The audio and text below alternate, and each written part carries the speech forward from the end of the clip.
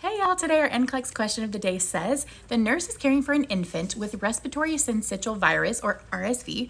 Which of the following findings would the nurse expect to observe? Select all that apply. So we know that RSV is a respiratory tract infection, very, very common in our young children and infants. So let's look at our options. Option 1 says fever. This is an expected finding. It is a correct option here. We know that an infection can cause fever. Option 2 is tachypnea. This is an expected finding as well with RSV, so it's another correct option. We have excess mucus in the lungs. We're going to be breathing, harder and faster to kind of make up for that.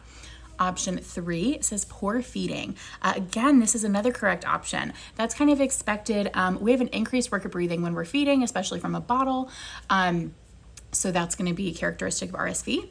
Option 4 is sunken fontanelles. This is an incorrect option. It's not expected, but it can be a complication of RSV.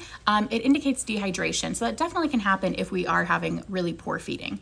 But it's not expected, it's a complication, so that's kind of what makes it an incorrect option. And then option 5 says excessive mucus production, and this is going to be a correct option. It's consistent with RSV, and like we said earlier, it does make that breathing for these kids more difficult.